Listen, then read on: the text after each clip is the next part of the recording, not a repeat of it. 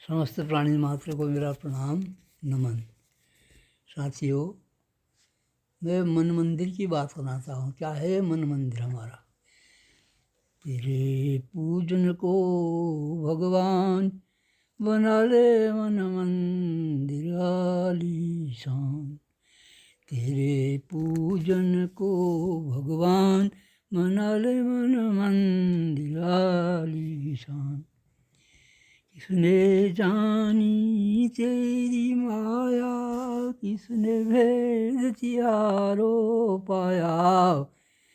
किसने जानी तेरी माया, किसने भेद तिहारो पाया।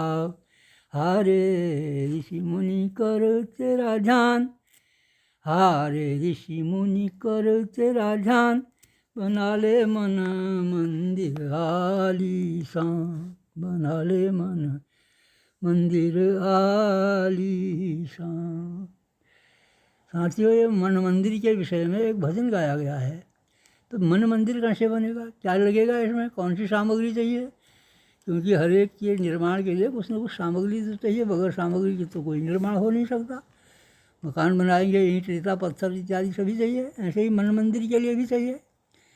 तो मन मंदिर के लिए जो हमें सामग्री है वो है दया, धर्म, प्रेम, सद्भाव, परोपकार। तो कैसी दया हो? अच्छा, इस प्रकार से जैसे हम पत्थर लगाते हैं तो पत्थर रूपी तो उसमें धर्म लगे, पत्थर रूपी दया रूपी मसाला लगे, प्रेम रूपी पानी से उसको मसाला बना दिया जाए, सद्भावना रूपी उसमें लोहा पत्थर इत्यादि लगे, और परोपकार रूपी रंग से उसकी रंगाई पुताई की जाए। तो दया, धर्म, प्रेम इत्यादि ये उसके लिए सामग्री है। जब मन मंदिर तैयार हो जाएगा, मन मंदिर बन जाएगा, तो उस समय क्या होगा? भगवान के जो 3 कार्य हैं गीता में भगवान ने कहे हैं, उनको कर सकने में हम भी सक्षम हो जाएंगे। गीता में भगवान ने कहा है, यदा यदा हि धर्मस्यम ग्लानिर्भवति भारत अभ्युत्थान धर्मस्यम तदात्मानं सृजाम्यहम्। कि मैं साधुओं का उद्धार, दुष्टों का, धर्मियों का नाश और धर्म की स्थापना के लिए भगवान आया हूँ, कहा था अर्जुन से। तो भगवान है, तो जब भगवान है तो सबके हृदय में है। तो इसका मतलब भगवान तो सबके हृदय में है, वो अभी भी कर सकते हैं। उसके लिए कोई भी सक्सेस संयमधारी हो सकता है। ये तो 3 कार्य ईश्वर के हैं। यह 3 कार्य भगवान के द्वारा जो किए गए हैं, जिस किसी को परमात्मा में, जिसे की आत्माओं में, जनमानस की सेवा करने में, उसकी रक्षा करने में जो लीन हो जाता है, वो भगवान के 3 कार्य कर सकता है। अब भगवान के 3 कार्य जो हैं, अब ये तीनों कैसे होंगे? क्योंकि भगवान तो निराकार है, यह मन में बैठा हुआ है सबके। वो कभी कभी साकार भी होता है, जैसे कृष्ण भगवान साकार हुए थे। वो तो अंतर निराकार थे और साकार भी हुए, क्योंकि वो तो साक्षात प्रभु।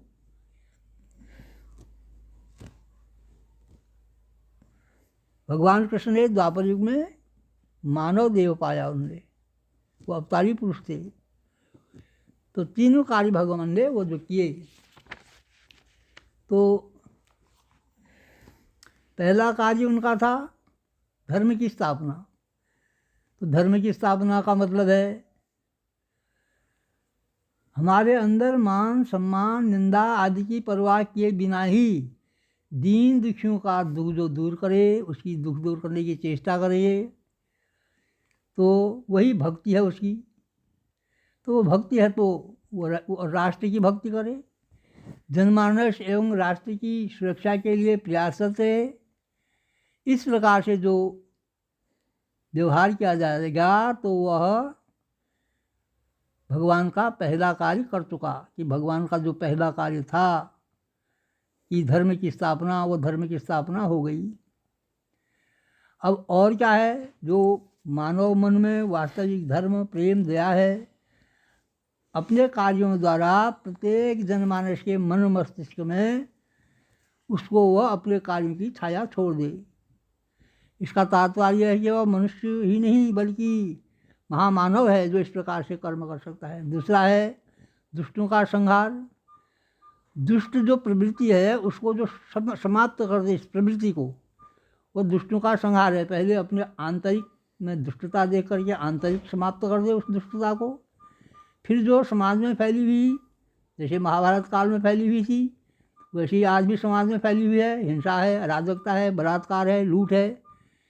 इस प्रकार की जो प्रवृत्ति को नष्ट कर दे, जनमानस के मन में जो है वो धर्म की स्थापना करनी है उसको। तो जनमानस के मन में जो है जो ये तो उसका दूसरा काम हो गया। अब तीसरा काम है धर्म की स्थापना। जो मानव मन का वास्तविक धर्म है, मानव मन का वास्तविक धर्म प्रेम है, दया है,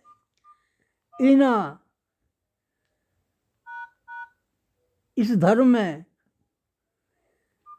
इस कर्म के प्रति, जिनके ऐसे कर्म हैं इनके प्रति जो भय पैदा कर दे, वह दुष्टों का संहार ही करने के बराबर है। कि आदमी ऐसा करने से स्वतः ही डरें। तो ये भगवान का दूसरा कार्य हो गया। अब तीसरा कार्य दुष्टों का संहार, ये भी हो गया। अब सज्जनों, मेरा मत है कि मनुष्य ही नहीं बल्कि ऐसे ऐसे महामानव अब भी संसार में हैं, इन प्रवृत्तियों को जो इन प्रवृत्तियों के साथ नहीं लगे हैं, सर्वहितकारी स्वभाव वाले हैं, वह मनुष्य और संसार की सेवा में लगे रहते हैं। सर्वभूत हिते रतः, सबकी आत्मा की भलाई के लिए वह अपना कार्य कर रहे हैं। जो ऐसा कार्य करता है उसको दुर्लभ मानव कहा है, महामानव कहा गया है। ऐसे धीर पुरुष समाज में आज भी हैं जो अत्याचार, अधर्म, अनीति, अन्याय, छल, कपट, ऐसा वातावरण को नाश करने में लगे हैं। उनको अपने सद्व्यवहार से ठीक करने में लगे हुए हैं। आज भी बहुत अनेक वीतराग समग्र संतजन अपने अपने कार्य क्षेत्रों में कार्य कर रहे हैं।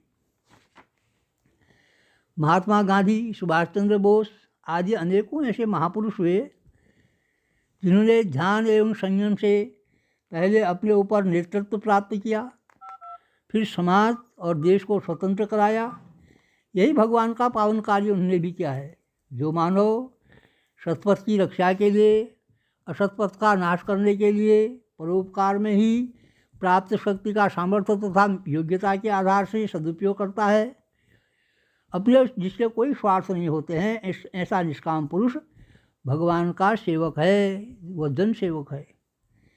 ऐसे महामानव इस धर्मभूमि, कर्मभूमि भारत में वर्तमान में भी देखे जा सकते हैं। अपने अपने कार्य में जो ऐसा कार्य कर रहे हैं, जो भारत माता की सेवा में हृदय से कार्य कर रहे हैं और हृदय से इसकी रक्षा कर रहे हैं, चौकीदारी कर रहे हैं।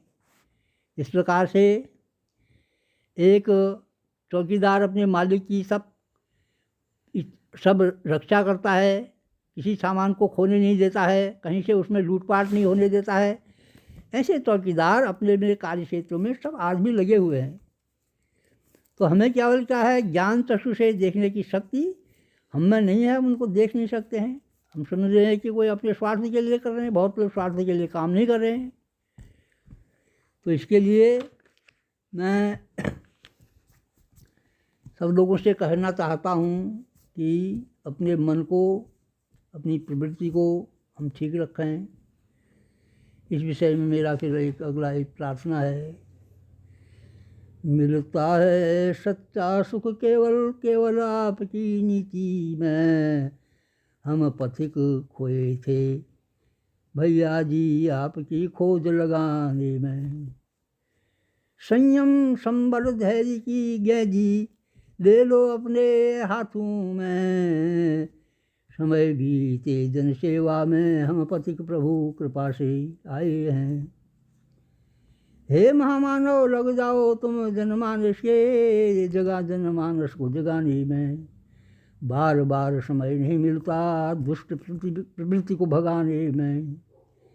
जनमानस के मन मंदिर में बह जाओ तुम कर्मों से, एकता भाव बिखेरो ऋषि मुनि के मर्मों से।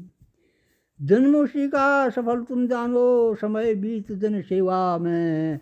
हे महामानव लग जाओ तुम जनमानस को जगाने में।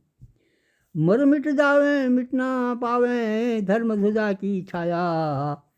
क्या मेरा क्या तेरा यह नश्वर है यह काया। जय हिंद, सब सुखी रहें, धन्यवाद।